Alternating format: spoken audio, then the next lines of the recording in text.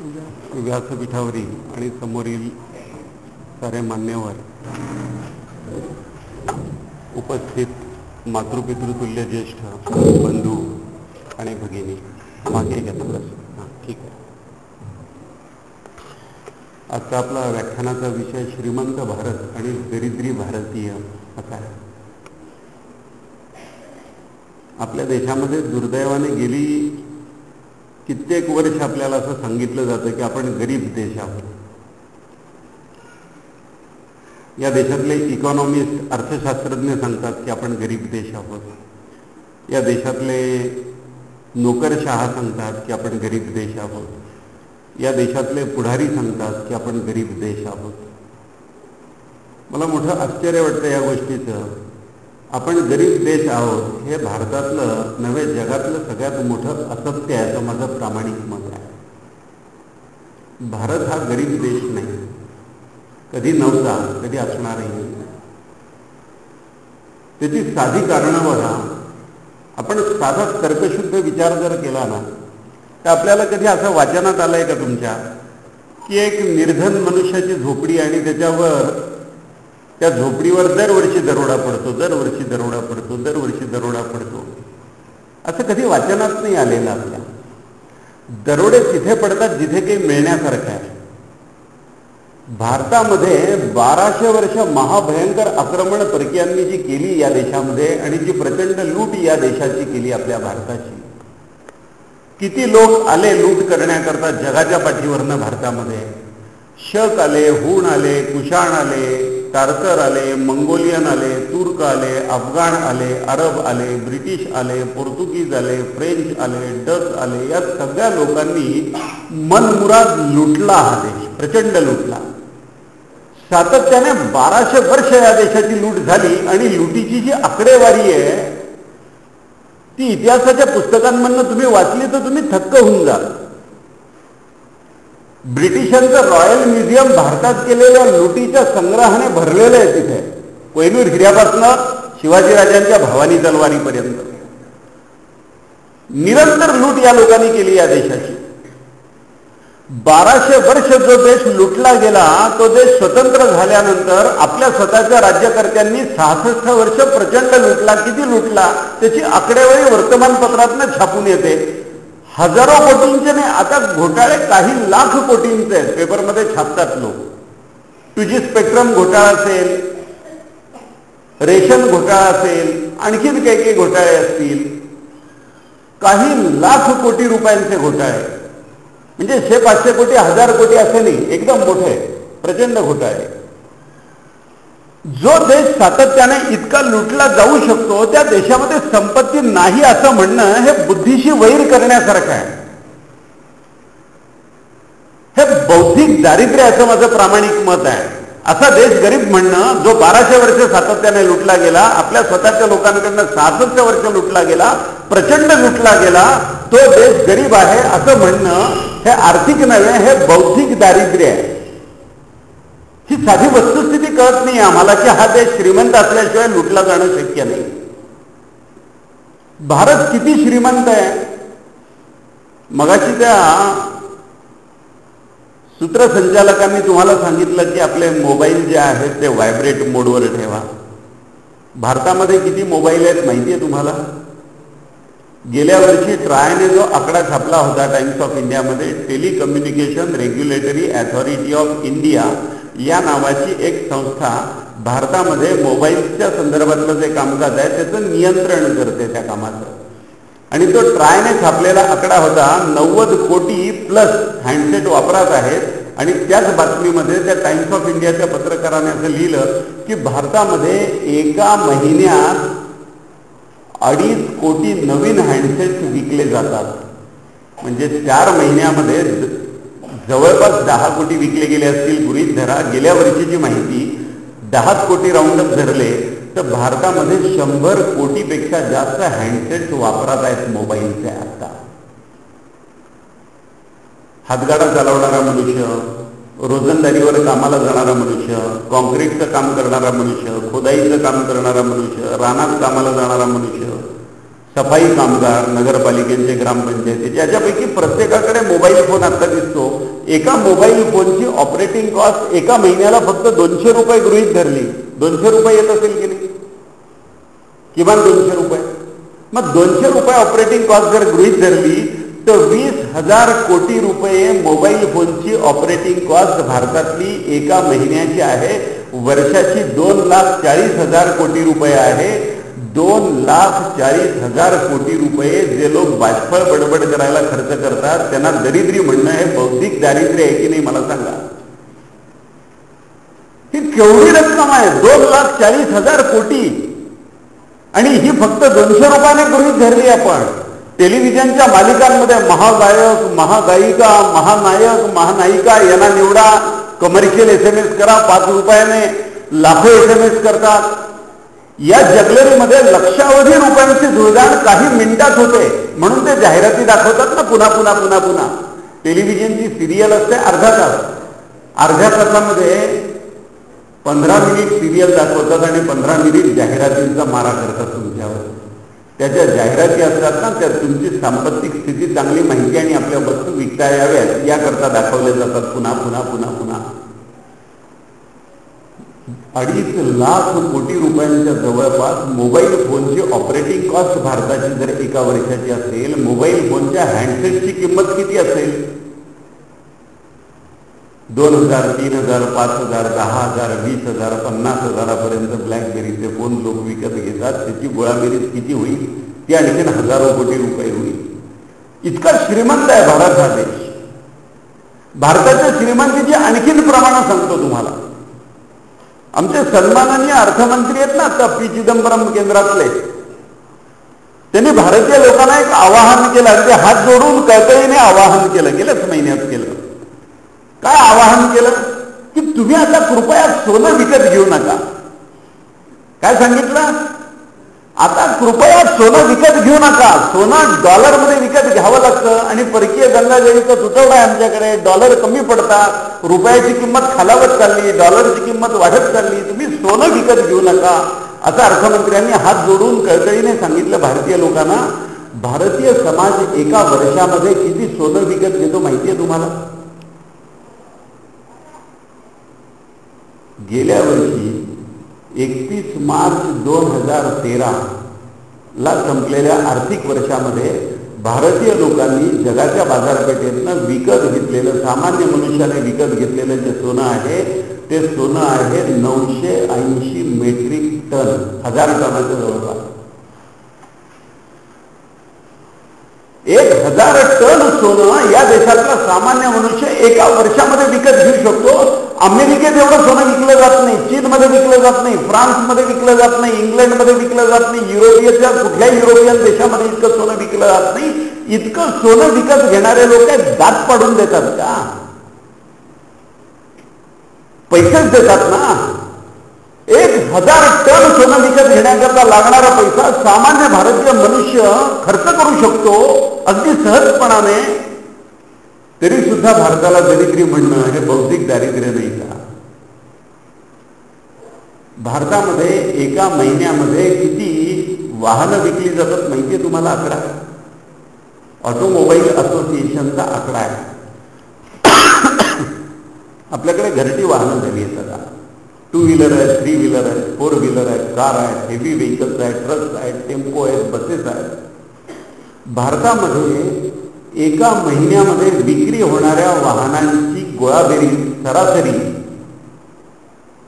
11 ते 12 लाख, काही वेळा 13 लाख मुहूर्तावर 13.5 लाखापर्यंत विक्री होते एका महिन्यात वाहनांची. किमान किंमत वाहनाची 45-50 हजार 2 व्हीलरची आणि जास्तीत जास्त किंमत 4 कोटी 5 कोटी मर्सिडीजने आणलेली नवीन कार, आणखीन कुठल्या कुठल्या कंपन्यांनी आणलेल्या कार. पजेरो विकली जाते 28 लाखाला, मर्सिडीज विकली जाते 40-42 लाखाला, 50 लाखाला. अशा 12 ते 13 लाख गाड्या, वाहनं, 2 व्हीलर, 3 व्हीलर, 4 व्हीलर एका महिन्यामध्ये या देशात विकल्या जात असतील तर एका वर्षामध्ये होणाऱ्या वाहनांची विक्री 1.5 कोटीच्या जवळपास असेल. एवढ्या 1.5 कोटी नवीन विकलेल्या आणि या अगोदरच्या काही कोटी वाहनांना लागणारं पेट्रोल आणि डिझेल किती विकत घेतो आपण माहिती आहे? भारताची पेट्रोल आणि डिझेलची खरेदी एका वर्षाची 3,80,000 कोटी रुपयांची आहे. एवढा पेट्रोल आणि डिझेलचा धुरा उडतो या देशामध्ये, वाहनांमध्ये, आणि तरी भारताला दरिद्री म्हणतात. मला मोठं आश्चर्य वाटतं. भारत हा दरिद्री नाही आहे, असू शकत नाही. इतके दरिद्री लोक कसे पेट्रोलचा धुरा उडवू शकतील? 3.5 लाख कोटी रुपयांचा, 4.25 लाख कोटी रुपयांचा. आपल्याकडे जे अनेक उद्योग आहेत त्यात कॅपिटल मार्केट नावाचा एक प्रकार आहे भारतामध्ये. जगभरात कॅपिटल मार्केट आहे, भारतामध्ये हे दलाल स्ट्रीटवर कॅपिटल मार्केटची बिल्डिंग आहे. शेअर्समध्ये पैसे गुंतवतात ना लोक. कुणी म्युच्युअल फंडात गुंतवतात, कुणी इन्शुरन्स कंपन्यांमध्ये गुंतवतात, कुणी बँकांमध्ये गुंतवतात. मग ते सगळे लोक त्या कंपन्या, त्या वित्त संस्था कॅपिटल मार्केटमध्ये पैसे गुंतवतात. त्या कॅपिटल मार्केटचा इंडेक्स, शेअर बाजाराचा निर्देशांक रोज वर्तमानपत्रामध्ये दिसतो आपल्याला, आणि टेलिव्हिजनवर बातम्या संपत येतात त्यावेळेला तो दाखवतात. आर्थिक वृत्त, अर्थवृत्त. कॅपिटल मार्केटचा इंडेक्स चढला उतरला, चढला उतरला, या पद्धतीने खालीवर होत असतो तो. 2008 मध्ये 8 जानेवारीला कॅपिटल मार्केटचा मुंबई शेअर बाजाराचा इंडेक्स होता 21,000 अंश.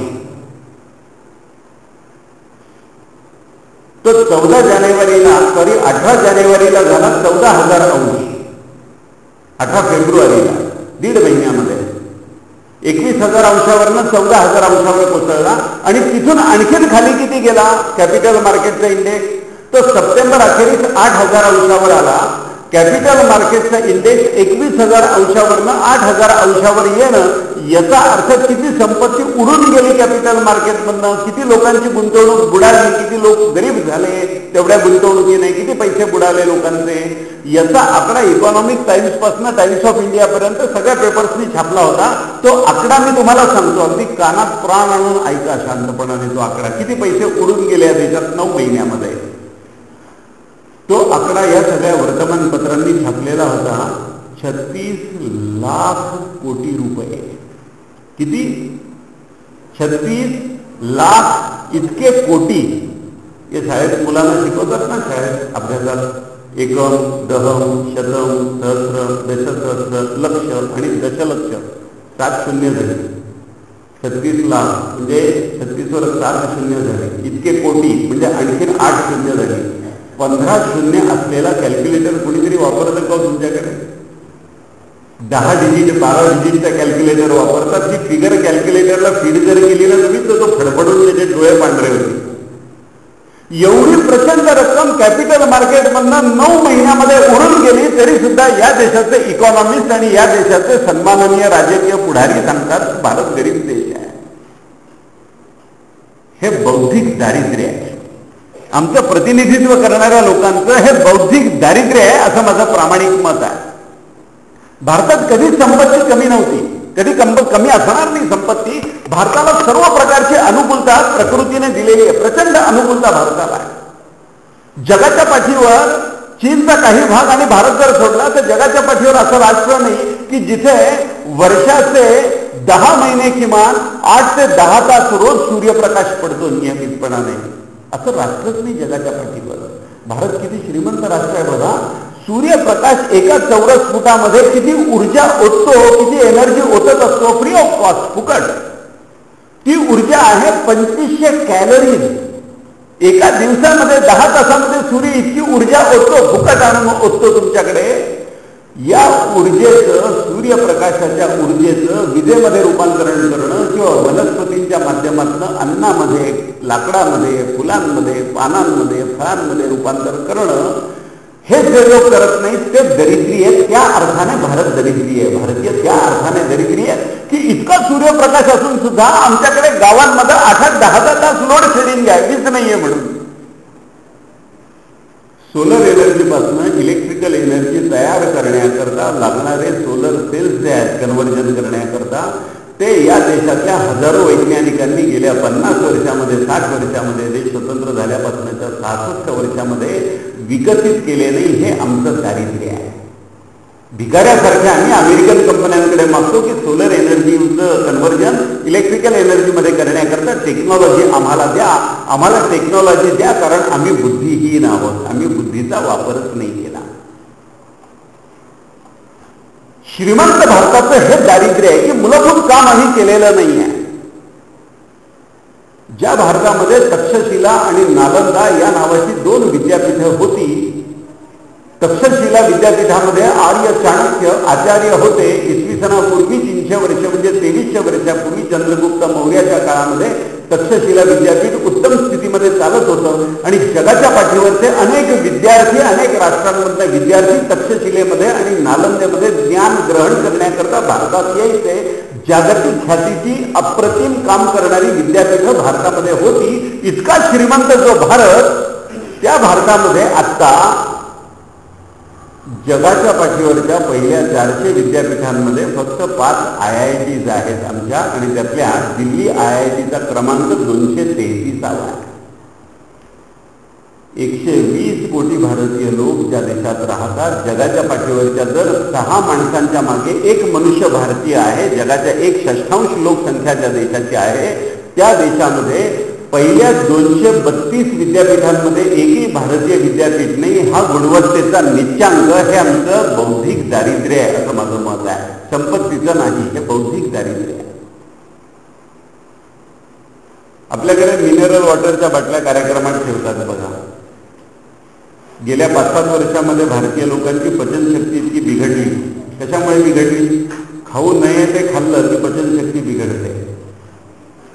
दुसरी गोष्ट, आमच्या बुद्धिमान इंजिनियर्सनी स्वतःची बुद्धी कशासाठी वापरली?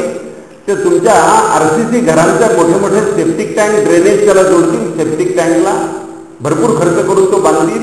ते सेप्टिक टँकचं पाणी गटारांमध्ये सोडतील आणि सगळ्या गावातल्या गटारी नदीला नेऊन सोडण्याचं महान कार्य आमच्या इंजिनियर्सनी करून पाणी प्रदूषित केलं.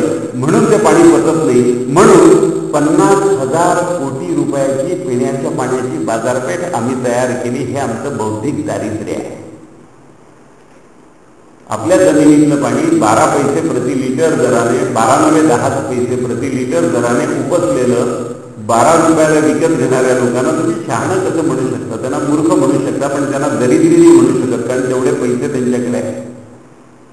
12 रुपये लिटरने पाणी विकत घेतात थाटामध्ये ते, आणि त्याच दर्जाचं 1 कोटी लिटर पाणी ऊसाकरता वापरतात. 12 कोटी रुपयाचं पाणी ऊसाकरता वापरून 50,000 रुपयाचा ऊस तयार करणारे लोक दरिद्रीने असू शकत, ते कर्मदरिद्री असू शकतात.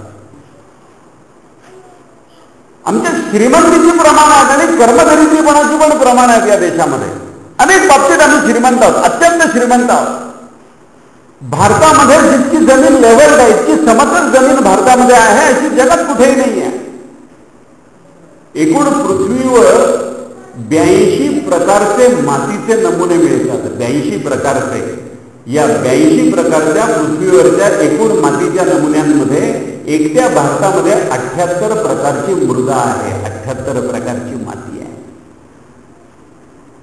इतक्या प्रकारची माती असताना त्या मातीच्या गुणधर्मांचा उपयोग करून अत्यंत उत्तम संपत्ती त्या मातीतनं, त्या भूमीतनं निर्माण करण्याकरता लागणारं मूलभूत चिंतन आम्ही देश स्वतंत्र झाल्यापासून आज अखेर केलं नाही.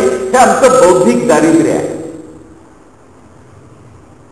ज्या महाराष्ट्रातल्या मुंबईला कॅपिटल मार्केटच्या इमारतीमधनं 36 लाख कोटी रुपये 9 महिन्यामध्ये उडून गेले महाराष्ट्रातनं, त्याच महाराष्ट्रात सरकारी रेकॉर्ड प्रमाणे 138 लाख एकर जमीन पडीक आहे. किती? 138 लाख एकर जमीन पडीक आहे. का पडीक आहे? पाणी नाही. पाणी का नाही? पैसा नाही. पैसा का नाही? पैसा का नाही? लोकांचा सरकारवर विश्वास नाही म्हणून पैसा नाही, अशी सरकारची स्थिती आहे. दुसरं कारण काय? दुसरं कारण दिवाळखोरीची मानसिकता आहे. 1960 मध्ये 1 मे 1960 हा महाराष्ट्र आत्ताचा अस्तित्वात आला. संयुक्त महाराष्ट्र. स्वर्गीय यशवंतरावजींनी डोक्यावरनं सुवर्ण कलश, मंगल कलश आणला. महाराष्ट्राचा संयुक्त महाराष्ट्र अस्तित्वात आला. हा महाराष्ट्र अस्तित्वात आला त्यावेळेला एका दमडीचं सुद्धा कर्ज ज्या महाराष्ट्राला नव्हतं, त्याला आता 2.25 लाख कोटी रुपयांचं कर्ज आहे. हे आपलं दारिद्र्य आहे. कर्ज काढूनच आम्ही विकास करू असं आम्हाला वाटतं. कर्ज काढून विकास करू अशा कल्पनेने जे राज्यकर्ते काम करतात ते स्वतःचं कर्मदरिद्री पण सिद्ध करतात असं प्रामाणिक मत आहे माझं.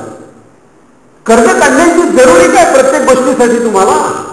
एवढा श्रीमंत देश आहे, एवढी साधनांवर उधळपट्टी चालू आहे, एवढ्या गाड्या लोक लावतात, एवढं पेट्रोलियम कन्झ्युम करतात, एवढे मोबाईलवर बोलतात, कॅपिटल मार्केटमधून एवढे पैसे उडून गेले. LIC सारख्या वित्त संस्थेमधनं 2003, 4, 5 या दरम्याने कॅपिटल मार्केटशी रिलेटेड ज्या स्कीम्स आणल्या, एजंट लोक त्यांच्या नातेवाईकांना, त्यांच्या मित्रांना सांगत होते की खूप मोठी सुवर्ण संधी आणलेली आहे. म्हणे काय सुवर्ण संधी आणली आहे? म्हणे कॅपिटल मार्केट ज्या गतीने वाढत आहे त्या गतीने आता तुम्ही 10,000 जर गुंतवले तर 3 वर्षात 20,000 होतील आणि 5 वर्षात कदाचित 30,000 होतील. लोकांनी धडाधड विश्वास ठेवून पैसे गुंतवले. 5 वर्षाने 10,000चे 30,000 नाही झाले, 5 वर्षाने 10,000चे 8,000 झाले रिव्हर्स गिअर टाकून. सगळ्या वित्त संस्थांमधल्या गुंतवणुकांची ही स्थिती आता. हे का झालं? जुगाऱ्यांच्या अड्ड्यावर पैसे उडावे, त्याप्रमाणे पैसे जर उडत असतील या देशामध्ये कॅपिटल मार्केटमधनं आणि त्यामध्ये कुणाचंही नियंत्रण जर नसेल तर पैसा अशा ठिकाणी जाऊन उडवावा का? त्यापेक्षा दान देऊन टाका ना. अशा मायावी योजनांमध्ये काही लाख कोटी रुपये उडून जाण्यापेक्षा ज्या 138 लाख एकर जमिनी पडीक आहेत आणि त्या शेतकऱ्यांकडे पाणी नाही, त्या शेतकऱ्यांकडे पैसा नाही, त्यांना हा पैसा दान देऊन टाकला तरी चालेल. जुगाऱ्यांच्या अड्ड्यावर पैसा उडण्यापेक्षा भूमीमध्ये तो पेरला तर काहीतरी तो उगवेल. या देशाची हजारो वर्षाची जी परंपरा आहे त्या परंपरेचं आकलन आताच्या बुद्धिजीवी लोकांना नाहीये. हे आमचं बौद्धिक दारिद्र्य आहे. काय आकलन नाहीये? या देशाची हजारो वर्षाची परंपरा वनांवर आधारित अर्थव्यवस्थेची राहिलेली आहे. आपल्यापैकी प्रत्येक गावाचा सातबाराचा उतारा काढा, तुम्हाला त्या सातबाराच्या उतार्यावर प्रत्येक गावाच्या रेकॉर्डला गायरान नावाचं काही क्षेत्र दिसतं. गायरान ते गायींना चरण्यासाठी ते क्षेत्र होतं. ते राखीव क्षेत्र असायचं, संरक्षित क्षेत्र असायचं. प्रत्येक गावाचं गोधन होतं, पशुधन होतं. या हिंदुस्थानमध्ये पशुधनाकरता, गोधनाच्या रक्षणाकरता जैन समाज जेवढं काम करतो तेवढं काम करणारा दुसरा एकही समाज अस्तित्वात नाही. या दृष्टीने मी तुमच्या पुढे आदराने नतमस्तक होतो. ही परंपरा आहे. हे गोरक्षण करण्याकरता ज्या समाजाने हजारो वर्ष योगदान दिलेलं आहे या देशामध्ये, गाय का? कशासाठी गाय? तर गाय ही आमच्या आरोग्य व्यवस्थेचा केंद्रबिंदू आहे, आमच्या कृषी व्यवस्थेचा केंद्रबिंदू आहे, आमच्या अर्थव्यवस्थेचा केंद्रबिंदू आहे. गायीसाठी चराऊ पुरण म्हणून प्रत्येक गावाला वन होतं, प्रत्येक गावाला गायरान होतं. त्या गायरानामध्ये भगवान श्रीकृष्ण स्वतःचं पशुधन चारायला घेऊन जायचे. हजारोनी पशुधन असायचं, गोधन प्रत्येक गावामध्ये. आणि हे पशुधन गावातलं तिथे चरायला जायचं आणि संध्याकाळी ज्या वेळेला ते परत यायचे त्यावेळेला जनावरांच्या खुराने उडणारी जी धूळ असते त्याला गोरज म्हणतात. ग्रामीण भागामध्ये आजही विवाह मुहूर्त सगळे संध्याकाळी असतात आणि ते संध्याकाळी या करता असतात. त्या पत्रिकेवर छापलेलं असतं गोरज मुहूर्त. म्हणजे गावातनं रानामध्ये चरायला गेलेलं पशुधन तुडुंब पोट भरून अत्यंत मुक्तपणाने चरून तृप्त झाल्यानंतर ज्या वेळेला गावामध्ये परत येईल त्यावेळेला गावाच्या वेशीवर आलेलं पशुधन त्यांच्या खुरानी जनावरांच्या उठणारी धूळ ज्या वेळेला दिसेल, गोरज दिसली की मग तो मुहूर्त, विवाहासारखा महत्वाचा मुहूर्त पशुधन तृप्त झाल्याशिवाय साजरा करायचा नाही. ही भारतीय परंपरा, ती आम्ही विसरलो. हे आमचं दारिद्र्य आहे. आम्ही इंग्लिश मीडियम मधनं मुलांना शिकवायला लागल्यानंतर गाईला नवीन पिढीने सांगितलं गो, कुठे कुठे जा? कत्तलखान्यात जा. या देशामध्ये दुर्दैवाने भगवान श्रीकृष्णांच्या आणि भगवान महावीरांच्या देशामध्ये दुर्दैवाने हिंदुस्थान जगाच्या पाठीवरचा सगळ्यात मोठा गोमांसाचा निर्यातदार आहे. याची शरम आमच्या राज्यकर्त्यांना वाटत नाही अजिबात. हे आमचं दारिद्र्य आहे. गाय आमच्या जीवनाचा केंद्रबिंदू जोपर्यंत होती तोपर्यंत गाईचं शेण आणि गाईचं गोमूत्र आणि त्याच्याबरोबर कडुलिंब यापासून तयार केलेल्या कीटकनाशकांमुळे आमचं अन्न शुद्ध होतं, आमची प्रकृती चांगली होती, अन्न उत्तम सकस अन्न आमच्याकडे होतं.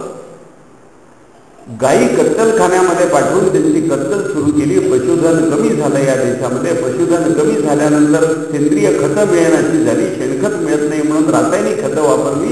रासायनिक खतांची एक मोठी लॉबी तयार केली, हजारो कोटी रुपयांची. रासायनिक खत तुम्हाला परवडणार नाही असा आभास निर्माण केला. त्याच्या किमती वाढवल्या, त्यावर सबसिडी द्यायची. सबसिडी हा भिकेला समानार्थी शब्द. एका श्रीमंत समाजाला भिकाऱ्यांच्या दारामध्ये, भिकाऱ्यांच्या रांगेमध्ये उभं करणं हे पाप आमच्या सरकारने या देशामध्ये सर्व राजकीय पक्षांनी गेल्या 66 वर्षामध्ये केलं. हे आमचं दारिद्र्य आहे. गाईचं शेण असेल तर भूमी सुपीक राहील, जमिनीचा बॅक्टेरियल काउंट चांगला राहील, जमीन अत्यंत उत्तम उत्पन्न देईल आणि ते उत्पन्न जे अन्नाचं देईल, धान्याचं देईल, ते धान्य अत्यंत सकस असेल, उत्तम असेल. मध्यंतरी सांगलीची एक बातमी पेपरला आली होती, वसंतदादा मार्केट यार्डातली. त्यांनी असं सांगितलं की हमालांनी संप केला आणि त्यांनी सांगितलं की 100 किलोची पोती आम्हाला उचलत नाही, 50 किलोची पोती करा. 100 किलोची पोती का उचलत नाही तर ते जे अन्न खातात ना, त्या अन्नाचा कच संपून गेला. माणसं कचकड्यासारखी झाली. याला प्रगती म्हणणार का, याला विकास म्हणणार का, याला सत्यानाश म्हणणार का, ठरवा. अन्न शुद्ध होतं त्याचं कारण गाय हा आमच्या कृषी व्यवस्थेचा केंद्रबिंदू होती. आता अन्न शुद्ध नाही कारण केमिकल्स आम्ही वापरतो. जे लोक केमिकलची तरफदारी करतात त्यांना विचारा की तुम्हाला खूप भूक लागल्यानंतर भाजी भाकरी त्याच्याबरोबर चपाती किंवा आणखीन काही हे न खाता कोलगेटची टूथपेस्ट खाऊन बघा ना, जरा पोट भरतं. रसायन हे अन्न कसं असू शकेल भूमीचं?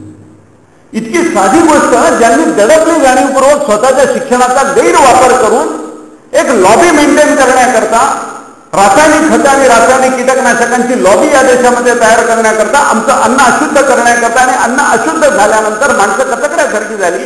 35व्या वर्षी हृदय फडफडायला लागलं या देशामध्ये माणसाचं. कोणाच्या किडन्या फेल झाल्या. ज्या ॲलोपॅथीच्या औषधांचे साईड इफेक्ट आहेत ते साईड इफेक्ट दाखवणारी एकही व्यवस्था या देशामध्ये नाहीये. भारतीय मनुष्य या लोकांच्या दृष्टीने प्रयोगशाळेतल्या उंदरापेक्षा जास्त नाहीये. किती मेले तरी फिकीर वाटत नाही त्यांना. भारत हा असा अद्भुत देश आहे वर्तमान काळात की स्वाईन फ्लूची साथ भारतामध्ये येण्याची बातमी मीडियाने पहिल्यांदा देण्याच्या अगोदर 340 कोटी रुपयाच्या टॅमी फ्लूच्या गोळ्या भारतामध्ये येऊन डंप झाल्या होत्या विदेशातून. मंगलो भगवान विष्णूच विदेशी लोक म्हणजे, पाश्चिमात्य लोक म्हणजे. तुम्हाला काय व्याधी होणार आहे त्याला अगोदर माहिती आहे. त्याची औषधं करोडो रुपयाची तुमच्या बाजारपेठेत डंप करतात आणि मग मीडिया आम्हाला बातमी देतो. मग लोक घाबरून जातात. 50-100 सुद्धा स्वाईन फ्लूचे रुग्ण ज्या पुण्यात नव्हते, ज्या मुंबईत नव्हते, त्या पुणे आणि मुंबईसारख्या शहरांमध्ये 5 रुपयाचे लंगोटीसारखे कापडाचे मास्क तयार केलेले, त्याची काही कोटी रुपयांची विक्री झाली. समाजाला लुबाडण्याकरता या पद्धतीच्या क्लुप्त्या लढवणारे लोक हे आमचं सामाजिक दारिद्र्य आहे. ते तुम्हाला मनुष्य मानतच नाही, तुम्हाला भक्षक मानतात. जमेल त्या मार्गाने लुटूया हा समाज. या पद्धतीची एक विचित्र व्यवस्था या देशामध्ये आम्ही तयार केलेली आहे. हे आमचं दारिद्र्य आहे. श्रीमंत भारतातलं हे दारिद्र्य आहे, बौद्धिक दारिद्र्य आहे. भारतामध्ये अर्थशास्त्रामध्ये अनेक मायावी व्यवस्था आल्या. एक अद्भुत गादी विकली गेली या देशामध्ये, महाराष्ट्रामध्ये जपान लाईफची गादी विकली गेली. आमच्या काही मित्रांनी ती गादी विकली. त्या गादीवर शांत झोप लागलेला एकही मनुष्य मी बघितला नाही. कारण 1,10,000 रुपयाची गादी, 1,10,000 रुपयाच्या गादीवर झोप कशी लागेल? भारतीय लोकांना दगडावर डोकं ठेवून शांत झोप लागते, गांधीजी म्हणतात. मग 1,10,000 रुपयाच्या गादीवर तुम्हाला झोप लागत नसेल तरी सुद्धा तो बोर्डा तुम्हाला सांगतो की तुम्ही 3 गाद्या विकल्या की तुमची गादी फुकट पडते. आणि ते 3 लोक ज्यावेळेला 9 लोकांना या पद्धतीची गादी विकतील त्यावेळेला तुम्हाला हजारो रुपये मिळतील. थोडक्यात मल्टी लेव्हल मार्केटिंग, चेन मार्केटिंगची मायावी कन्सेप्ट काय आहे? मी आबासाहेबांना सांगायचं की आबासाहेब मला तुमचा 10,000 रुपयाला खिसा कापू द्या. ते विचारतील कशासाठी कापू द्या? मी त्यांना सांगणार की तुम्ही मला 10,000 रुपयाला खिसा कापू दिला की मी तुम्हाला एक ओळखपत्र देईन आणि त्याद्वारे तुम्हाला अनुमती देता येईल की तुम्ही 3 लोकांचे खिसे कापू शकता आणि तुम्ही सभ्य खिसे कापू आहेत असं ओळखपत्र मी तुम्हाला देईन. ही भयंकर व्यवस्था आम्ही अर्थव्यवस्थेत या देशामध्ये. जपान लाईफ कंपनी माझ्या खानापूर तालुक्यामध्ये, विजय शहराच्या आसपासचा खानापूर तालुका एवढा छोटासा तालुका, या तालुक्यामध्ये जपान लाईफच्या गाद्या साधारण 5.5 ते 6 कोटी रुपयांच्या विकल्या गेल्या. त्या पैशाची संपत्तीची धुळधाण झाली. ज्यांनी 1,10,000 रुपये बँकांमधून कर्ज काढून गाद्या घेतल्या ते लोक आयुष्यातनं तरुण मुलं उठली. ते कर्ज फेडता फेडता त्यांची कंबर ढिली झाली. या नादानपणाने या देशामध्ये संपत्ती रोज उडून जाते. करोडो रुपयाचे घोटाळे होत आहेत, करोडो रुपये. संचयनी आली आणि करोडो रुपयांना चुना लावून गेली.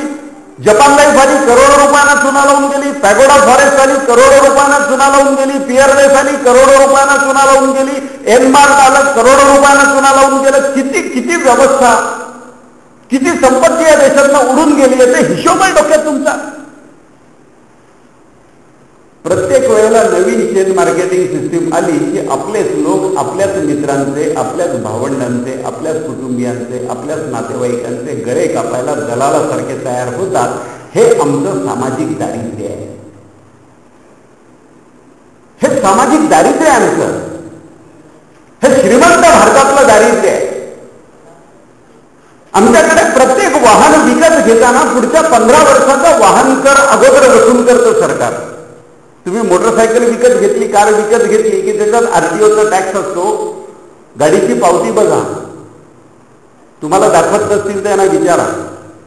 आमच्या मातृशक्तीला मी सांगेन की तुमच्या पती महाशयांना, तुमच्या मुलांना, तुमच्या पित्याला यांना विचारा या बाजूला की का तुम्ही गाडी विकत घेतल्यावर 15 वर्षाचा रोड टॅक्स देता. या रोड टॅक्सच्या रकमेमधनं रस्ते बांधता येत नाहीत का नालायक सरकारला? ते टोल का तुमच्या बुकांनी बसवतो? त्यांच्या उडाण टप्पूपणाला अय्याशीलाची संपत्ती पुरत नाही, त्यामुळे रस्त्याला खड्डे पडतात. रस्त्याला पडणारे खड्डे हे आमचं सामाजिक दारिद्र्य आणि हे आमचं सामाजिक दारिद्र्य आहे. आमची नियत चांगली नाही आहे, हे आमचं दारिद्र्य आहे. हा देश श्रीमंत आहे, अत्यंत श्रीमंत आहे. भारतामध्ये कार्बोनेटेड सॉफ्ट ड्रिंक 50,000 कोटी रुपयांची विकली जातात. मी सांगितलं ना, मिनरल वॉटर 50,000 कोटी रुपयांची बाजारपेठ आहे. कार्बोनेटेड सॉफ्ट ड्रिंक, पेप्सी असेल, कोक असेल, या पद्धतीची कार्बोनेटेड सॉफ्ट ड्रिंक ज्या बाटलीवर स्पष्ट शब्दात लिहिलेलं आहे does not content any fruit juice, एकही फळांचा रस नाहीये त्याच्यामध्ये, ते मुळात एडिबलच नाहीये, तुम्ही प्यावं असं काहीच नाहीये त्यामध्ये. त्याचा पीएच 3.4च्या जवळपास आहे सर, ऍसिडिक पीएच आहे. संडास बाथरूमच्या ग्लेसाईल पिवळ्या पडलेल्या त्याच्यावर तुम्ही जर ओतलं ना तर ते स्वच्छ तस्तकीत निघतील एकदम. जर संडास बाथरूमच्या ग्लेसाईल स्वच्छ निघतील असा ऍसिडिक पीएच त्याचा असेल तर ते तुम्ही प्यायल्यानंतर तुमच्या शरीराची स्थिती काय होईल? शरीर सांगतो, मेंदू सांगतो, मेंदूला मुंग्या येतात, अरे पिऊ नको गाढवा. मेंदू सांगतो ना, शरीर सांगतो तुम्हाला, प्रतिक्रिया देतो ना तात्काळ की मेंदूला झिंझिण्या येतात, पिऊ नको, अनारोग्यकारक आहे. गाईचं ताप प्या ना, मेंदूला झिंझिण्या नाही येत, मेंदू शांत होतो तुमचा. मेंदूला झिंझिण्या येतात तरी कार्बोनेटेड सॉफ्ट ड्रिंक लोक पितात. 50,000 कोटी रुपये जवळपास उडून जातात वाऱ्यावर. आणि अनारोग्य जे विकत घेतलं त्या अनारोग्याची किंमत वेगळीच आहे. मग त्यावर ॲलोपॅथीची औषधं घेऊ आमची, काही लाख कोटी रुपयाची ती एक वेगळी बाजारपेठ तयार करू. श्रीमंत भारतातल्या भारतीयांचं हे दारिद्र्य आहे असं मला वाटतं. लोकांना घाबरवून टाकून व्यवसाय करतात भारतामध्ये. भारतामध्ये इन्शुरन्सचा जो व्यवसाय आहे ना, आयुर्विमा, LICचा भारतामध्ये 85% व्यवसाय आहे. 85% आयुर्विम्यामध्ये LICचा व्यवसाय आहे. LIC मध्ये एन्डोमेंट पॉलिसी विकली जाते. शुद्ध आयुर्विमा ज्याला म्हणावा ती प्युअर टर्म प्लॅनची पॉलिसी विकली जात नाही. एका 25 वर्षाच्या तरुण मनुष्याला जर आयुर्विमा घ्यायचा असेल तर 1 लाख रुपयाची विमा सुरक्षा प्युअर टर्म प्लॅन मध्ये त्याला फक्त वार्षिक 500 रुपयाच्या हप्त्यात साधारणपणाने मिळेल. तो प्लॅन त्याला न देता LIC त्याला एन्डोमेंट पॉलिसी सांगते, त्याचा वार्षिक हप्ता 5 ते 6 हजार रुपयाचा बसतो. 10 ते 12 पट तो हप्ता बसतो. तेवढ्याच विमा सुरक्षेच्या रकमेला गुंतवणूक आणि बोनसचं आमिष दाखवतो. एक मनुष्य एक हप्ता भरतो, दुसरा भरतो, तिसरा भरतो, पुढचे हप्ते भरत नाहीत, त्याचे पैसे बुडाले.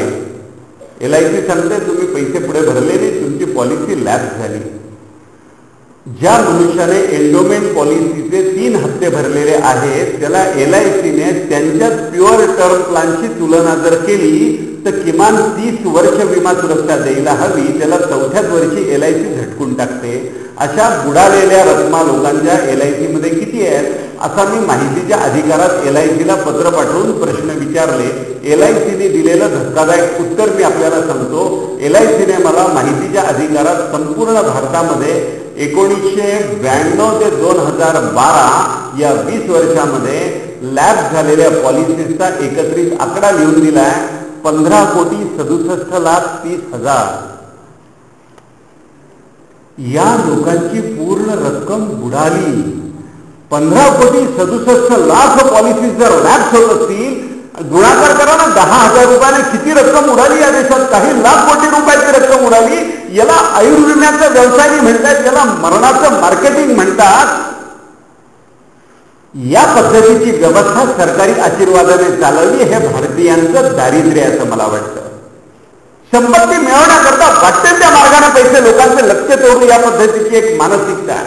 आता याच्या पुढचं पाऊल एक मरणाचं मार्केटिंग झालं, आता आजारपणाचं मार्केटिंग चालू आहे भारतामध्ये. एखाद्या कंपनीचा मनुष्य येतो आणि तुम्हाला सांगतो की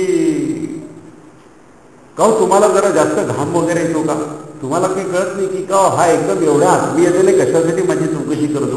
कुणीतरी भुरट्या मनुष्याने पाठवलेलं आहे त्याला की त्याला आमच्या मित्राला जरा जास्त घाम येतो, तो काळजीने तुम्हाला भेटायला येतो. तो विचारतो की का तुम्हाला घाम येतो का, तुम्ही म्हणता की तुम्हाला कशासाठी माहिती हवी. नाही, हार्ट ट्रबल असेल तर घाम येतो जास्त असं तो सांगेल तुम्हाला गंभीर चेहरा करून. मग तुम्ही म्हणाल की नाही मला हार्ट ट्रबल नाहीये, मग तो गंभीर चेहरा करून सांगेल तुम्हाला की नाही हार्ट ट्रबल असू शकतो, पटकन कळत नाही ना मनुष्याला. मग तुम्ही त्याला विचारा की तू येण्याचं कारण काय. मग तो भला म्हणून तुम्हाला सांगेल की आमची इन्शुरन्स कंपनी आहे, ती मेडिक्लेम आणि हेल्थ इन्शुरन्सच्या पॉलिसीज उतरवते आणि तुम्हाला अचानक हार्ट अटॅक आला, अचानक घरामध्ये आजारपण आलं, अचानक बायपास सर्जरी करावी लागली, अचानक कोणाला मेडिकल ट्रीटमेंट द्यायला लागली तर व्यवस्था नको का. आता हॉस्पिटल्स महाग झालेली आहेत, हजारो रुपये जातात.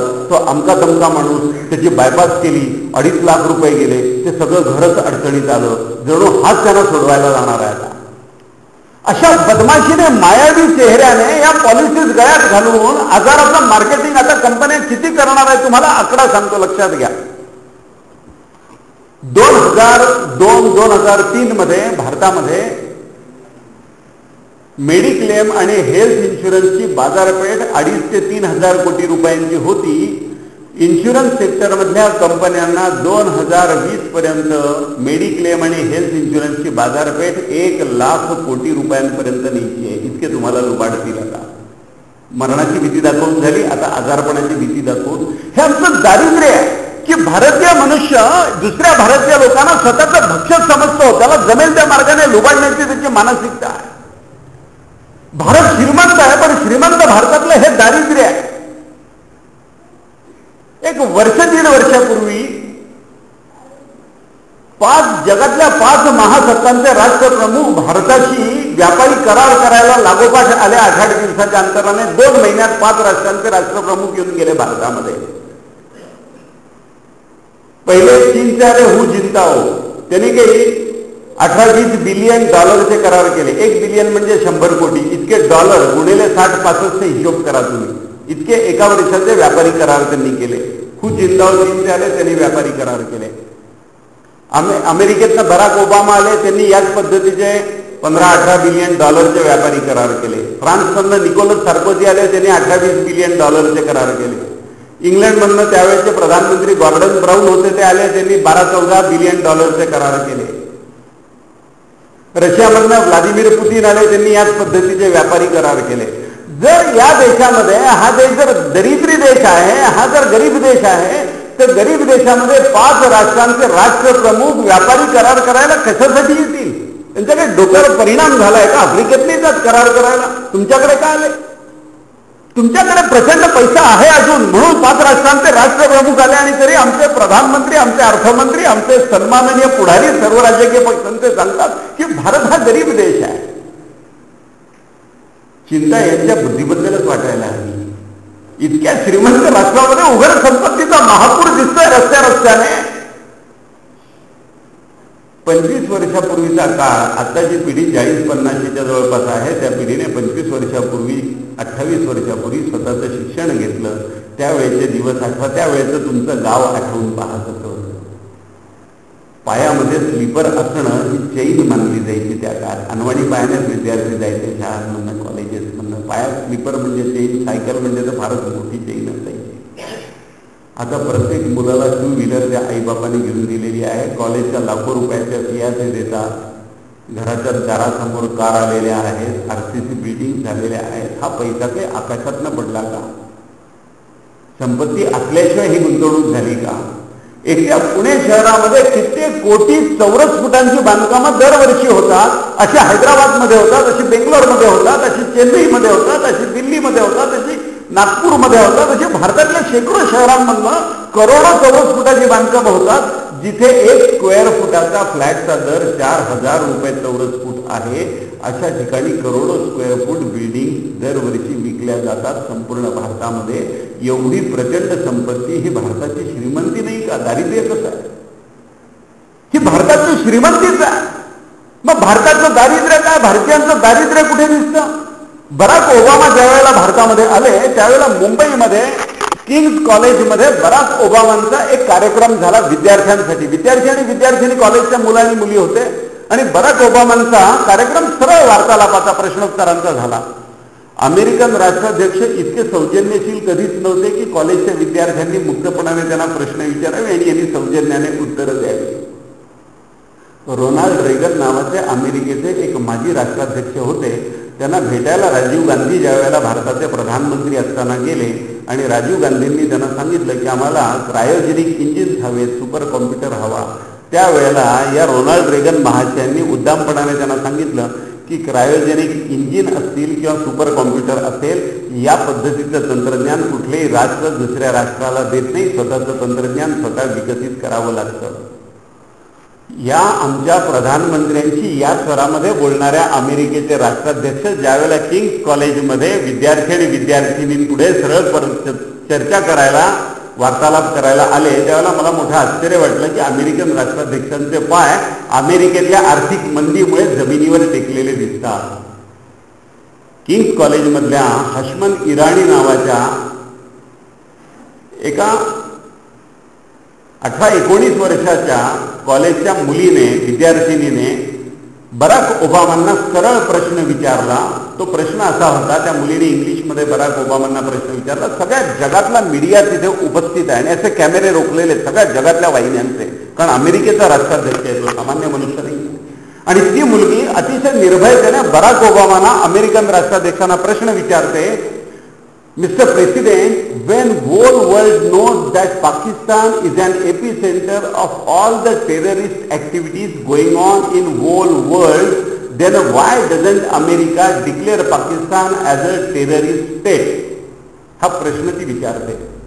सगळ्या जगाला माहिती आहे की पाकिस्तान हे दहशतवाद्यांचा अड्डा आहे, केंद्रबिंदू आहे. मग पाकिस्तानला दहशतवादी राष्ट्र का नाही घोषित करत? असा स्पष्ट प्रश्न ती अमेरिकेला विचारते. अमेरिका उलट करोडो डॉलर्सचं देणग्या त्यांना देते, पाकिस्तानला निधी देतं, शस्त्र देतं, विमानं देतं, एक सोळासारखी. ही सगळी बदमाशी जी अमेरिका करते, त्या अमेरिकेच्या राष्ट्राध्यक्षाला कॉलेजमधल्या एका तरुणीने निर्भयतेने भारतामध्ये हा प्रश्न मुंबईला विचारला. ज्या वेळेला हा प्रश्न तिने विचारला, मीडियाने दाखवलं सगळं ते. समजा एखादा नवखाचा माणूस इथे बोलायला उभा राहिला ना, तर तो कसा बोलेल, पहिल्यांदा त्याला भीती वाटेल एवढ्या लोकांपुढे कसं बोलायचं, तो एक आवंडा मिळतो असा टेन्शन येतं ना त्याला. तसं बराक ओबामांची स्थिती झाली. बराक ओबामांची बायको ती मिशेल ओबामा, ती पाहते जगभरचा मीडिया आहे, सगळ्यांचं लक्ष केंद्रित झालेलं आहे की आता हा काय उत्तर देतो बराक ओबामा. तुमच्या पापाचाच कबुली जबाब मागते ती मुलगी. त्यावेळेला बराक ओबामा खालीमान घालून क्षणभर थांबले आणि त्या मुलीकडे पाहत बराक ओबामा म्हणाले, I was expecting this question here. हा प्रश्न मला कुणीतरी विचारेल इथे असं मला वाटलं, असं बराक ओबामा म्हणतात. याचे 2 अर्थ होतात. एक अर्थ असा की कॉलेजचे मुलं आणि मुली जागृत आहेत, त्यांनी असा प्रश्न विचारावा किंवा ते असा विचारतील अशी मला कल्पना होती. पण याचा दुसरा जो अर्थ आहे, बराक ओबामा या शब्दावर जोर देऊन म्हणतात here. I was expecting this question here असं बराक ओबामा म्हणतात. त्याचं कारण काय? या देशाच्या संसदेमध्ये तुम्ही निवडून दिलेल्या 548 खासदारांपैकी कुणामध्येही बराक ओबामांच्या नजरेला नजर देऊन हा प्रश्न विचारायची हिंमत नाहीये. हे भारताचं दारिद्र्य आहे. ज्या अमेरिकेच्या एकूण उत्पन्नाच्या 100 रुपयाचं वार्षिक उत्पन्न जर गृहीत धरलं अमेरिकेचं, तर त्यातलं 38 ते 40 रुपयाचं उत्पन्न शस्त्र विकून मिळतं, दारुगोळा विकून मिळतो, जगभर अशांतता निर्माण करून त्यांना मिळते, शस्त्रास्त्रांची दलाली करून मिळते. त्या अमेरिकेने जागतिक शांततेवर भाष्य करणं आणि बाष्प बडबड करणं ती थांबवायला हवी. या पद्धतीचा प्रश्न या देशामध्ये कॉलेजची एक 18-19 वर्षाची तरुणी, 18-19 वर्षाची एक कोवळ्या वयातली मुलगी जे धाडस दाखवू शकते, ते धैर्य या देशामध्ये संसदेमध्ये बसलेले आमचे 548 खासदारांपैकी एकही हरीचा लाल दाखवू शकत नाही. हे आमचं दारिद्र्य आहे, सामाजिक दारिद्र्य आहे. आम्ही चारित्र्य गमावलं. आम्ही चारित्र्य गमावलं त्यामुळे कणखरपणा नाही, त्यामुळे प्रामाणिकपणा नाही. प्रामाणिकपणा नाही तर कणखरपणा नाही. बराक ओबामा संसदेपुढच्या भाषणामध्ये असं म्हणतात, लोकसभा आणि राज्यसभेच्या खासदारांपुढे एकत्रित भाषण बराक ओबामांचं झालं. त्या भाषणामध्ये बराक ओबामा असं म्हणतात की ज्या महान भारतीय व्यक्तींनी आपल्या विचाराने, आपल्या चारित्र्याने एक सहस्त्रक प्रभावित केलं, 1000 वर्ष प्रभावित केली, माझ्या राष्ट्राला प्रभावित केलं, व्यक्तिशः मला प्रभावित केलं, जगाला प्रभावित केलं, त्या 2 महान भारतीय व्यक्तींना मी कृतज्ञतेने आदरांजली वाहतो, असं म्हणून ते पहिलं नाव घेतात स्वामी विवेकानंद आणि दुसरं नाव घेतात महात्मा गांधी. या दोघांना जोडणारं समान सूत्र सत्य आहे. या देशामध्ये आम्ही सत्य गमावलं, हे आमचं दारिद्र्य आहे. आम्ही सत्यच गमावलं. आमच्या शिक्षण व्यवस्थेत सत्य चालत नाही, राजनीतीमध्ये सत्य चालत नाही, दंडनीतीमध्ये सरकारी कचेरीत सत्य चालत नाही, अर्थव्यवस्थेत सत्य चालत नाही, आरोग्य व्यवस्थेत सत्य चालत नाही, सगळ्या मायावी व्यवस्था. कृषी व्यवस्थेत सत्य चालत नाही. कृषी व्यवस्थेमध्ये भिकेला समानार्थी शब्द अनुदान नावाचा आम्ही तयार केला. देश स्वतंत्र झाल्यावर 66 वर्षामधलं हे आमचं महान कर्तृत्व आहे. या देशात हे आमचं दारिद्र्य आहे. ज्या देशामध्ये दान करण्याची परंपरा हजारो वर्ष राहिलेली आहे, त्या महाभारताच्या युद्धामध्ये, ज्या रणकंदनामध्ये 18 अक्षौहिणी म्हणजे जवळपास 40 लाख सेनेचा संहार कुरुक्षेत्रावर झाला, तिथे मरणाच्या दारामध्ये असलेला कर्ण, सगळ्या शरीरामधनं रक्ताच्या चिळकांड्या लागल्यात आणि अर्जुनाने मारलेला बाण त्याच्या कंठामध्ये रुजलेला आहे आणि कोणत्याही क्षणी कर्ण मरणार आहे. अशा अवस्थेमध्ये मरणाच्या दारामध्ये असलेल्या कर्णाला एक याचक तिथे भेटतो आणि तो म्हणतो, मला काही दान द्याल का? त्यावेळेला कर्णाला आठवतं की त्याचा एक दात सोन्याचा आहे. त्याही अवस्थेत कर्ण आपला सोन्याचा दात उपटून आपल्या डोळ्यांमधनं वाहणाऱ्या अश्रूंमध्ये धुवून स्वच्छ करून, शुद्ध करून, निर्मळ मनाने मृत्यूच्या दारात असताना दान देतो. ही परंपरा ज्या भारतीयांनी हजारो वर्ष एकमेकांना सांगितली, त्या भारतामध्ये अनुदान या नावाचा विभत्स शब्द तयार करून ज्या देशामध्ये अवघे 34 कोटी लोक दारिद्र्य रेषेखाली आहेत, त्या देशामध्ये 1, 2, 3 रुपये किलोने 67 कोटी लोकांना धान्य देऊन भिकाऱ्यांच्या रांगा गावागावातून लावण्याचा पराक्रम ज्या सरकारी पातळीवर केला जातो, हे आमचं दारिद्र्य आहे.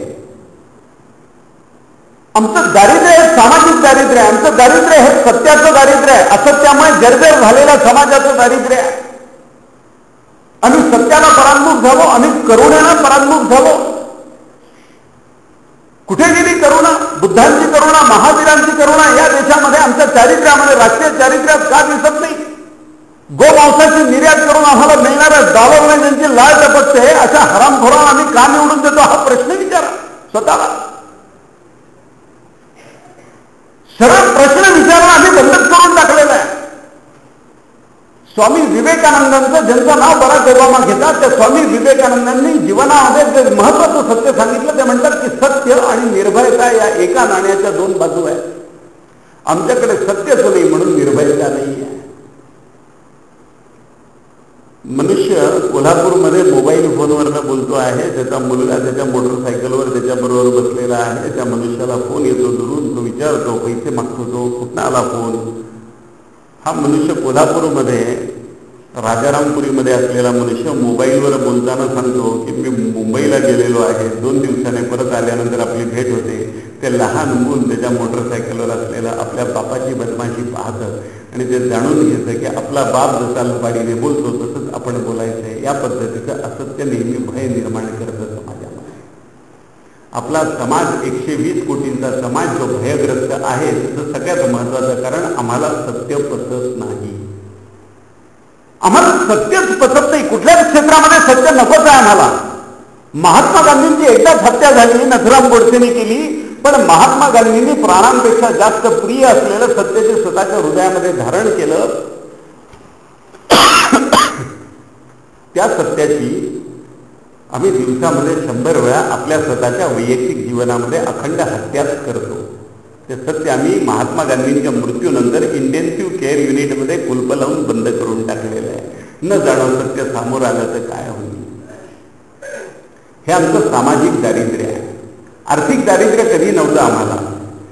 चित्रा सुब्रमण्यम नावाची एक पत्रकार आहे, फ्रीलान्स जर्नलिस्ट. तिने एक पुस्तक लिहिलंय. त्या पुस्तकाचं मराठी भाषांतर सुद्धा तुम्हाला वाचायला मिळेल, ते वाचा जरूर. इंडिया इज ऑन सेल हे त्या पुस्तकाचं नाव आहे. भारत विकणे आहे असं त्या पुस्तकाचं भाषांतर झालेलं आहे. ती म्हणते की भारतामध्ये राज्यकर्ते हा देश कसा लुबाडू द्यावा इतरांना आणि कसा लुटावा आणि कसे लचके तोडावे आणि बुडणारं जहाज बुडण्यापूर्वी त्यातनं काय काय उचलून नेता येईल आपल्याला याचं चिंतन करावं. अशा दयनीय अवस्थेमध्ये हा देश आता आहे. त्या पुस्तकाच्या पहिल्या पानावरती लिहिते, India was never a poor country. Bharat कधी दरिद्री देश नव्हता. मी तुम्हाला सांगितलं ना, 1200 वर्ष आक्रमणं झाली आणि लूट झाली या देशावर, तर भारत दरिद्री कधीच नव्हता. पहिलं वाक्य ते लिहिते, India was never a poor country. त्याच्या पुढचं वाक्य लिहिते, India is not a poor country. Capital मार्केटमधनं 36 लाख कोटी रुपये उडून गेल्यानंतर सुद्धा लोक 15 ऑगस्ट आणि 26 जानेवारीला गावागावामध्ये स्वातंत्र्य दिन आणि प्रजासत्ताक दिन साजरा करण्याकरता फुकटात मिळणाऱ्या जिलब्या एका पाठोपाठ एक खातात आणि कौतुकाने गोड हसतात. त्यांची झोप उडत नाही. 36 लाख कोटी रुपये उडून गेल्यानंतर इतका श्रीमंत हा देश आहे. त्यामुळे चित्रा सुब्रमण्यम लिहिते, India is not a poor country. Bharat गरीब देश नाही. पण पुढचं वाक्य तिचं भारताच्या आत्ताच्या स्थितीवर प्रकाश टाकणार आहे. त्या वाक्यामध्ये ती असं लिहिते, India has always been a poorly managed country. Bharat हा कर्मदरिद्री पद्धतीने चालवलेला देश आहे. या देशामध्ये भगतसिंग झाले, या देशामध्ये सुखदेव झाले, या देशामध्ये राजगुरू झाले, या देशामध्ये विवेकानंद झाले, या देशात चंद्रशेखर आझाद झाले, भगवती चरण वोरा झाले, शिवाजीराजे झाले, संभाजीराजे झाले, भगवान महावीर झाले, तीर्थंकर झाले, संत मालिका आमची ज्ञानेश्वर माऊलींपासून तुकोबाराय निळोबाराय या सगळ्या संतांची मालिका तयार झाली. अत्यंत बुद्धिमान लोक झाले. वेद उपनिषदांपासून हजारो वर्ष त्याचं पठण केलं. अशा प्रकारची अप्रतिम विद्वत्ता, अप्रतिम गुणवत्ता, अप्रतिम पौरुष, अप्रतिम बाहुबल, अप्रतिम पराक्रम, सर्व प्रकारचं तेज, ज्ञानापासून चारित्र्यापर्यंत सगळ्या प्रकारचं तेज ज्या देशामध्ये होतं ते तेज लुप्त झालंय. हे आमचं सामाजिक दारिद्र्य आहे. ज्या वेळेला भारतामध्ये ब्रिटिशांच्या विरोधामध्ये सशस्त्र उठाव चालू होते त्यावेळेला खुदिराम बोस नावाचे मुझफ्फरपूर या नावाचा एक भाग आहे, जिल्हा आहे बिहारमधला. तिथले खुदिराम बोस त्यांनाही संताप आला आणि त्यांनी ब्रिटिश कलेक्टर त्यावेळेला जो होता किंग्स फोर्ड नावाचा, त्या किंग्स फोर्डच्या घोडागाडीवर बग्गीवर बॉम्ब टाकला किंग्स फोर्डला मारण्याकरता. पण त्या बग्गीमध्ये किंग्स फोर्ड स्वतः नव्हता, 2 ब्रिटिश महिला मारल्या गेल्या त्यात. आणि हे नंतर त्याला कळलं. रेल्वेमध्ये प्रवास करताना ज्यावेळेला बातमी आली पेपरमध्ये आणि लोक म्हणाले की त्या 2 ब्रिटिश महिला मारल्या गेल्या आणि ब्रिटिश कलेक्टर मारला गेला नाही, त्यावेळेला खुदिराम बोस चटकन म्हणाले, काय कलेक्टर नव्हता त्या बग्गीत? मग आजूबाजूच्या लोकांनी त्याला पकडलं आणि पोलिसांच्या ताब्यात दिलं. पोलिसांनी 19व्या वर्षी खुदिराम बोसला फासावर लटकवलं. कलेक्टरला मारण्याचा प्रयत्न केला या अपराधाकरता. भारत स्वतंत्र झाल्यानंतर काही वर्षांनी झाल्यानंतर मुझफ्फरपूर हे जे खुदिराम बोस यांचं गाव, त्या गावामधल्या लोकांनी असं ठरवलं की एवढा महान क्रांतिकारक आपल्या गावामध्ये झाला, त्याला आदरांजली वाहण्याकरता आपण काहीतरी कार्यक्रम ठेवूया. तर जसं आपल्याकडे एखादा जवान शहीद झाल्यानंतर त्या गावामध्ये पोलिसांच्या गोळीबाराच्या फैरी झाडल्या जातात ना मानवंदना देण्याकरता, तसा एक कार्यक्रम मुझफ्फरपूर गावामध्ये दरवर्षी स्वातंत्र्योत्तर काळामध्ये होतो. तो सुरू झाला. या वर्षी 12 ऑगस्टला तो कार्यक्रम होता. 14 ऑगस्टला टाइम्स ऑफ इंडियामध्ये पहिल्या पानावर जी बातमी आली होती ती सांगतो, म्हणजे भारताचं दारिद्र्य तुम्हाला कळेल. दरवर्षी पोलीस एका रेषेमध्ये उभे राहतात, त्यांच्या हातामध्ये त्या बंदुका असतात आणि पोलीस दलाच्या प्रमुखांनी खुदिराम बोस यांना मानवंदना देण्याकरता त्या फायर म्हणून आदेश दिल्यानंतर त्या गोळीबाराच्या फैरी झाडल्या जातात. खाड खाड खाड खाड बंदुका मधनं गोळ्या बाहेर पडतात. त्या या वेळेला पोलीस प्रमुखाने फायर म्हटल्यानंतर त्यातली एकही गोळी बाहेर पडली नाही बंदुकीतनं. पोलिसांनी उभ्या राहिल्या त्या बंदुकांचे दस्ते खाली ओढले, ते खटके परत वर केले आणि परत त्यांनी फायर म्हटलं, परत एकही गोळी फायर झाली नाही. तिसऱ्यांदा हा प्रकार झाल्यावर तिसऱ्यांदा एकही गोळी एकही बंदुकीतनं फायर झाली नाही. तिथल्या पत्रकारांसमोर या पद्धतीची विचित्र अवघडल्यासारखी परिस्थिती निर्माण झाली.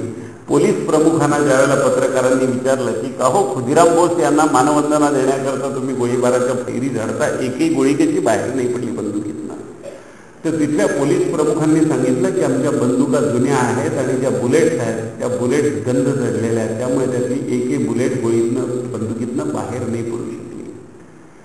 26/11 दहशतवाद्यांनी AK-56 आणि AK-47 रायफल्समधून केलेल्या अंधाधुंद गोळीबारामध्ये मुंबईमध्ये 166 निष्पाप जीव मारून टाकले. या राक्षसांनी पाकिस्तानात येऊन या पद्धतीचा निर्दय गोळीबार एखाद्या ठिकाणी झाला तर पोलिसांच्या बंदुकांमधल्या गोळ्या बाहेर पडतील की नाही याचं उत्तर या देशातला एकही राजकारणी देत नाही. हे आमचं सामाजिक दारिद्र्य आहे. आपला देश कुठे उभा आहे याचं चिंतन करा तुम्ही. या देशामध्ये जगण्याकरता जे आवश्यक आहे त्या गोष्टी शिकवल्या जात नाही. जे जगण्याकरता निरर्थक आहे ते शिकवलं जातं. आपल्याकडे 10वी 11वी 12वी मुलांना सायन्समध्ये शिकवतात, मॅथमॅटिक्समध्ये integration, derivative, determinant, matrices, step theory, mathematical logic, continuity, permutation, combination. इथे एवढे लोक आहेत. एवढ्या लोकांपैकी एक तरी व्यक्ती हात करून मला सांगेल का की माझ्या जीवनात मला याचा उपयोग झाला.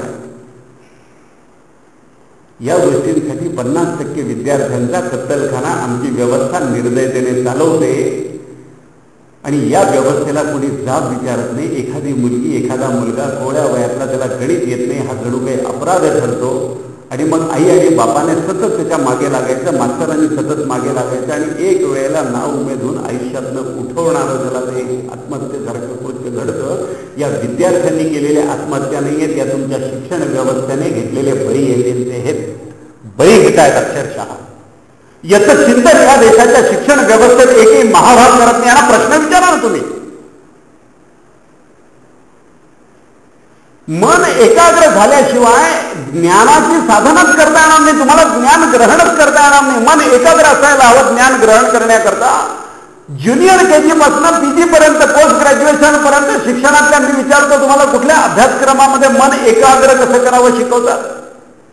शिकवत नाही. ठणठणपा सगळा ही लायकी आमच्या शिक्षणाची. आणि असं कर्मकरीकडे शिक्षण आम्ही देतो या देशामध्ये. ज्या वेळेला या देशामध्ये 10 सुद्धा इंजिनिअरिंग कॉलेजेस नव्हती त्यावेळेला विश्वेश्वरय्यांसारखा जगाने ज्याच्या पुढे नतमस्तक व्हावं या गुणवत्तेचा एक इंजिनियर अभियंता आम्ही दिला. आता पोत्याने इंजिनिअरिंग कॉलेजेस आहेत. BE MBA झालेल्या मुलाला, फर्स्ट क्लासमध्ये पास झालेल्या 5 ते 6 हजार रुपयापेक्षा जास्त पगार आता पुण्यासारख्या शहरामध्ये मिळत नाही. इतकी दयनीय अवस्था आहे. मी बांधकाम करतो, कॉन्ट्रॅक्टर आहे, आमच्या कामावर पाणी मारणारा आमचा छाप मजूर 6,000 रुपये महिना माझ्याकडनं महिनाभर कामावर पाणी मारण्याचं घेतो. इतकी शिक्षणाची दयनीय अवस्था ज्या नालायकांनी केली त्यांना जाब विचारला जात नाही. हे आमचं बौद्धिक दारिद्र्य आहे देशात. ज्या देशामध्ये सूर्य 2500 कॅलरीज ऊर्जा एका चौरस फुटामध्ये ओततो त्या देशामध्ये करोडो एकर जमीन पडीक असते. या आमच्या दारिद्र्याबद्दल कोणी कुणाला प्रश्न विचारत नाही. हे आमचं दुर्दैव आहे. 120 कोटी लोक एक नोबेल लॉरिएट तयार नाही करू शकत, नोबेल पारितोषिक विजेता. कारण मूलभूत चिंतनच आम्ही करत नाही. आम्ही कॉपी करणारे लोक आहोत सगळे. याने त्याची त्याने त्याची त्याने त्याची वेगवेगळ्या प्रकारे कॉपी करायची तेवढंच आम्ही शिकवलेलं आहे. टेलिव्हिजनवरनं जाहिरातींचा मारा करायचा आणि कॉपी करायची. या देशामध्ये मोटरसायकलची जाहिरात असेल नाही तर ब्लेडची जाहिरात असेल, कारची जाहिरात असेल नाही तर डिओची, बॉडी डिओडोरंटची स्प्रेची जाहिरात असेल. स्त्रिया का दिसतात आमच्या आणि त्या अर्धवस्त्रामध्ये का असतात? आमच्या मातृशक्तीला या पद्धतीने जाहिरातीमध्ये एखाद्या विकाऊ वस्तूचं रूप देणं हे आमचं दारिद्र्य आहे. हे दारिद्र्य याचा हा हिंस्र चेहरा जो आहे हा समजून घ्या तुम्ही. कुठल्या दिशेने आमची मातृशक्ती आता चाललेली आहे. चांगलं असण्यापेक्षा चांगलं दिसण्याची स्पर्धा लागलेली आहे. गावागावामधनं ज्या वेळेला व्याख्यानाला इथे तुमच्याकडे खूप समाधानकारक आहे परिस्थिती. गावागावामधनं व्याख्यानाला ज्या वेळेला बोलवतं त्यावेळेला मी विचारतो की उपस्थिती किती असेल हे मला सांगा. ज्यावेळेला ते म्हणतात की 50-100 लोक असतात त्यावेळेला मी सांगतो की मला वेळ नाही आहे. त्या लोकांना तुम्ही विचारा की व्याख्यानाला तुमच्या गावात 50 आणि 100 लोक असतात, जर रेकॉर्ड डान्स स्पर्धा घेतली तर किती लोक येतील. ते सांगतात की एकमेकाच्या डोक्यावर पाय देऊन पुढे जाऊन उभे राहतात. हजारो लोक येतात. ते कशासाठी येतात? आमचा ओढा कुठल्या दिशेला आहे? मग आम्ही भारतीय परंपरेतनं, आमच्या धर्म परंपरेतनं, आमच्या नीतिमत्तेच्या परंपरेतनं, आमच्या मूल्य शिक्षणातनं काय शिकलो आम्ही आजवर? चांगल्या चांगल्या कुलीन घराण्यामधल्या लहान निरागस मुली 8 आणि 9 वर्षाच्या त्यांची संपूर्ण पाठ उघडी टाकलेली आहे. अशा पद्धतीचे चित्रविचित्र कपडे घालून त्या मुलींना ज्यावेळेला त्यांचे आई बाप रेकॉर्ड डान्स स्पर्धेत नाचवतात त्यावेळेला मला असं वाटतं की आमच्या भारतातलं चारित्र्याचं दारिद्र्य निर्माण करतोय आम्ही जाणीवपूर्वक. आणि या पद्धतीच्या दरिद्री संकल्पनामुळे एक उपभोग्य वस्तूसारखं महिलांना प्रोजेक्ट करणं, स्त्री शरीराला प्रोजेक्ट करणं पुन्हा पुन्हा हे आमचं सामाजिक दारिद्र्य आहे. याचा परिणाम असा झाला की मीडिया रोज बलात्काराच्या बातम्या दाखवतो आणि जणू काही भारत हा बलात्कारांचा देश असं विचित्र चित्र निर्माण केलं गेलेलं आहे. भारत हा विवेकानंदांचा देश नाही का? गांधींचा देश नाही का? प्रभू रामचंद्रांचा देश नाही का? तीर्थंकरांचा देश नाही का?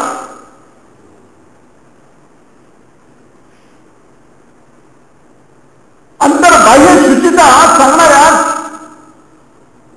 अनेक साधूंचा हा देश नाही का? अरुण विजयजींसारखा माणूस ज्या पद्धतीने प्रखरपणाने बोलतो, प्रखर शब्दामध्ये बोलतो, तरुण सागर महाराज ज्या प्रखर शब्दामध्ये समाजाची कान उघडणी करताना आपल्याला दिसतात, या पद्धतीने अत्यंत निष्कलंक शुद्ध चारित्र्य, गंगाजलासारखं आणि सूर्यासारखं स्फटिकासारखं शुद्ध चारित्र्य असणाऱ्या लोकांचा हा देश नाही का? मीडिया ज्यावेळेला दाखवतो की हा देश जणू काही बलात्कारांचा देश आहे, त्यावेळेला मला असं वाईट वाटतं की अरे या देशाचं राष्ट्रीय चारित्र्यच आम्ही गमावतो की काय? हे आमचं दारिद्र्य आहे. समाजामधली परस्पर विश्वासार्हता गमावल्यासारखं ज्यावेळेला दिसतं त्यावेळेला आपण दरिद्री आहोत याची जाणीव होते. तुम्ही ज्या डॉक्टरांकडे जातात ते डॉक्टर जर विश्वसनीय नसतील, जरुरी असलेल्यापेक्षा वेगळी शस्त्रक्रिया जरी जर केली तर ते आमचं दारिद्र्य आहे. शिक्षकाने विद्यार्थ्यांना प्राण ओतून चारित्र्य घडवणारं शिक्षण जर दिलं नाही, उडाणटप्पूपणा जर तुमची मुलं करायला लागली तर हे आमचं दारिद्र्य आहे. ज्या वकिलाने तुमच्यावर अन्याय झाल्यानंतर न्यायालयापुढे तुमची बाजू परखड शब्दामध्ये अत्यंत व्यवस्थित कायद्याच्या चाकोरीत बसून मांडायची, तसं न करता तुमच्या विरोधी पक्षकाराशी हात जुळवणारा जर तो वकील असेल तर आमचं सामाजिक चारित्र्य भ्रष्ट झालं, हे आमचं दारिद्र्य आहे. आम्हाला हे नको आहे. आम्हाला आमचे वकील प्रामाणिक हवेत, आम्हाला आमचे पोलीस प्रामाणिक हवेत, आम्हाला आमचे प्रशासकीय अधिकारी प्रामाणिक हवेत, आम्हाला आमचे राजकीय नेते प्रामाणिक हवेत, आमचे शिक्षक प्राध्यापक प्रामाणिक हवेत, आमचे शेतकरी प्रामाणिक हवेत. सगळ्या क्षेत्रामध्ये, राजनीतीच्या क्षेत्रामध्ये आमच्या बँकांपासून, पतसंस्थांपासून, दूध संस्थांपासून सर्व व्यवस्था चालवणारे आमचे लोक जर प्रामाणिक राहावे असं वाटत असेल तर त्या प्रामाणिकपणाचा प्रारंभ आपल्या वैयक्तिक जीवनात, आपल्या घरामध्ये होतो. आपल्या वैयक्तिक कुटुंबामध्ये ज्या वेळेला अप्रामाणिकपणाचा शिरकाव आई आणि मुलगा, आई आणि मुलगी, वडील आणि मुलगा, वडील आणि मुलगी, नवरा आणि बायको, आईबाप आणि त्यांची नातवंड, आजी आजोबा आणि त्यांची नातवंड यांच्यामध्ये असत्याचा शिरकाव ज्यावेळेला होतो, लबाडीचा शिरकाव ज्यावेळेला होतो त्यावेळेला आमच्या सामाजिक चारित्र्याचा, आमच्या कौटुंबिक चारित्र्याचा सत्यानाश होतो आणि त्याच मार्गाने त्यानंतर समाज जास्त जास्त बिघडत जाताना आम्हाला दिसतो. हे जर सावरायचं असेल तर आपल्याला स्वतःपासून त्याचा प्रारंभ करायला हवा आणि तो प्रारंभ आपण स्वतःपासून सत्यवचनी होऊन करू शकतो. खूप अंधार असेल तर तो सगळा अंधार दूर करण्याची जरुरी नाही. तुम्हाला जर चालत जायचं असेल तर तुम्हाला पायाखालची वाट आणि आजूबाजूच्या 4 हातापर्यंत प्रकाश दिसावा याकरता हातामध्ये कंदील असला तर तेवढा पुरतो. तुम्ही जेवढं पुढे जाल तेवढ्या कंदिलाचा प्रकाश पुढे जाईल. याप्रमाणे वैयक्तिक आपल्या जीवनामध्ये आपण चारित्र्याची, सच्चारित्र्याची, प्रामाणिकपणाची, सत्याची, निर्भयतेची जोपासना जर केली तर त्या प्रमाणामध्ये, ज्या प्रमाणात आपण सुधारू, ज्या प्रमाणात आपलं कुटुंब सुधारेल, त्या प्रमाणात आपला समाज आणि आपलं राष्ट्र सुधारलेलं आपल्याला दिसेल. हजारो वर्ष लूट झाल्यानंतर सुद्धा या देशामध्ये सांपत्तिक स्थिती अत्यंत उत्तम होती, ती अत्यंत उत्तम राहील. पण सांपत्तिक स्थितीबरोबरच रामराज्याच्या काळामध्ये जसं चोर नव्हते, जसे याचक नव्हते, जसे भिकारी नव्हते, जसं आजारी असलेली एकही व्यक्ती नव्हती, निरामय आरोग्य त्यांना होतं, कारण मानसिक तणाव त्यांना नव्हते. या पद्धतीने प्रभू रामचंद्रांनी जसं राज्य केलं तसं अत्यंत निर्भय राज्य. एखाद्या कुटुंबातली एखादी स्त्री जर माहेर वाचायला निघाली आणि तिच्याबरोबर कोणी नाही आहे आणि रानावनात जंगलातनं जवळपासच्या तिच्या गावामध्ये ती ज्या वेळेला जायची, त्यावेळेला वाटेमध्ये लागणारी ती छोटी छोटी गावं आहेत, त्या गावामधल्या कुठल्याही जातीच्या, कुठल्याही वर्णाच्या, कुठल्याही कुटुंबामध्ये ती मुलगी माहेरी जाणारी निशंकपणाने मुक्काम करू शकायची आणि आपल्या घरी माहेर वाचीन आपल्या स्वतःच्या घरची लेक आलेली आहे इतक्या प्रेमाने, इतक्या आत्मीयतेने तिचं माहेरपण करायचे. कुठल्याही गावातले अपरिचित लोक याला रामराज्य म्हणतात, या विश्वसनीयतेला. या पद्धतीची विश्वसनीयता सर्व व्यवस्थांमध्ये कधीतरी या देशामध्ये जी होती ती पुन्हा जर यायची असेल तर ते काम आपणच केलं पाहिजे. आणि ती विनंती करण्याकरता मी आपल्याला आलो. आपण स्वतःपासून या सगळ्या कामाला प्रारंभ करूया. लबाडीला, बदमाशीला ठामपणाने नकार देण्याचं धैर्य दाखवूया. नालायकाला नालायक म्हणूया. नालायक म्हणण्याचं धैर्य नसेल तर त्याच्याकडे किमान दुर्लक्ष करायला आणि त्याच्या पाठीशी उभं राहू नका, ते पापात तरी वाटेकरी होऊ नका. एवढं काम आपण करू शकतो. जे सद्वर्तनी आहेत, सत्यवचनी आहेत, त्यांच्या पाठीशी ठामपणाने उभे राहा. समाजाच्या चांगुलपणावर दृढ विश्वास ठेवा आणि मत्सर आणि सर्व प्रकारची शंकेखोर वृत्ती जी आहे त्याला पूर्ण तिलांजली आपल्या वैयक्तिक आणि सामाजिक जीवनात आपण जर दिली तर या देशामध्ये पुन्हा एकदा न्यायावर, नीतीवर आधारलेलं शिवछत्रपतींनी जनता आदर्श ठेवला त्या प्रभू रामचंद्रांसारखं रामराज्य प्रत्यक्षात येईल यात संदेह नाही. इतका उशीर झाल्यानंतर टेलिव्हिजनच्या मालिकांचा वियोग सहन करून सुद्धा तुम्ही व्याख्यानाला आलात, याबद्दल तुम्हाला आणि संयोजकांना मनपूर्वक धन्यवाद देतो आणि थांबतो. श्रीराम समर्थ.